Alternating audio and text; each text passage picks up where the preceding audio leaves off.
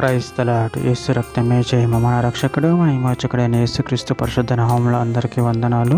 చిన్న ప్రార్థన ద్వారా ఈ రాత్రికాల వాక్య ధ్యానం చేసుకుందాము. పరిశుద్ధుడ మహాగణుడు అయిన దేవ యేసయ్య, సర్వాధికారి నాయన, మీకే వేలాది వందనము, కృతజ్ఞత, స్తుతి, స్తోత్రం చెల్లించుకుంటున్నాను దేవ.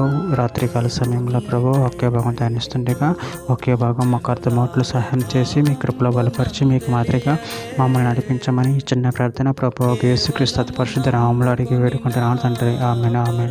కీర్తనల గ్రంథం 18వ అధ్యాయం 39వ వచనము. యుద్ధమునకు నువ్వు నన్ను బలము ధరింపచేసితివి, నా మీదికి లేచిన వారిని నా క్రింద అణిచివేసితివి. ఆమేన్. దేవుడి వాక్య భాగం దీవించును గాక.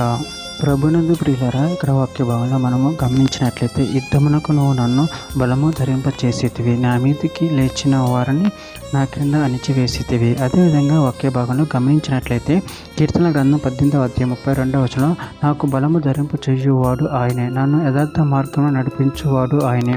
కీర్తన గ్రంథం 66వ అధ్యాయం 3వ వచనం, ఇలాగ దేవునికి స్తోత్రం చెల్లించుడి, నీ కార్యములు ఎంతో భీకరమైనవి, నీ బలాతిశయమును బట్టి నీ శత్రువులు లొంగి నీ యొద్దకు వచ్చెదరు. దినవృత్తాంతం మొదటి గ్రంథం 22వ అధ్యాయం 18వ వచనం, ఎట్లనగా మీ దేవుడైన యెహోవా మీతో కూడా ఉన్నాడు కదా, చుట్టూనున్న వారి వలన తొందర లేకుండా ఆయన మీకు నెమ్మది ఇచ్చి ఉన్నాడు కదా, దేశ నివాసులను ఆయన నాకు వశపరిచి ఉన్నాడు. యెహోవా భయము వలనను ఆయన జనుల భయము వలనను దేశము లోపరచబడి ఉన్నది. ఎఫెసీయులకు రాసిన పత్రిక 1వ అధ్యాయం 22వ వచనము, మరియు సమస్తమును ఆయన పాదముల క్రింద ఉంచి సమస్తము పైన ఆయనను సంఘమునకు శిరస్సుగా నియమించెను. ఫిలిప్పీయులకు రాసిన పత్రిక 3వ అధ్యాయం 21వ వచనం, సమస్తము తనకు లోపర్చుకొన జాలని శక్తిని బట్టి ఆయన మన దీన శరీరను తన మహిమ గల శరీరమునకు సమరూపం గలదానిగా మార్చును. సామెతల గ్రంథం 8వ అధ్యాయం 36వ వచనం, నన్ను కనుగొనని వాడు తనకే హాని చేసుకొనను, నా యందు అసహ్యపడు వారందరూ మరణమును స్నేహించుదురు. కీర్తన గ్రంథం 44వ అధ్యాయం 5వ వచనం, నీ వలన మా విరోధులను అణిచివేయుదుము, నీ నామం వలన మా మీదికి లేచి వారిని మేము త్రొక్కివేయుదుము.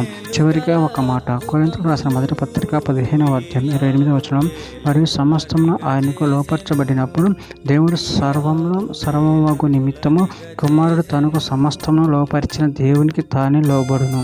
ఆమేన్. దేవుడి వాక్య భాగం దీవించును గాక. చిన్న ప్రార్థన చేసుకుందాము. పరిశుద్ధుడ మహాగణుడైన దేవ యేసయ్య, మీరు ఇచ్చిన వాక్యధనాన్ని బట్టి ప్రభు కృతజ్ఞత చెల్లించుకుంటూ దేవ సమస్తం నీకు లోబడి ఉన్న తండ్రి, నీ యందు మీ భయభక్తులు కలిగి మీ ప్రేమ కృప మమ్మల్ని బలపరిచి స్థిరపరిచి నీకు మదిరిగా మమ్మల్ని నడిపించమని చిన్న ప్రార్థన యేసు నామములో అడిగి వేడుకుంటున్నాను తండ్రి. ఆమేన్, ఆమేన్, ఆమేన్.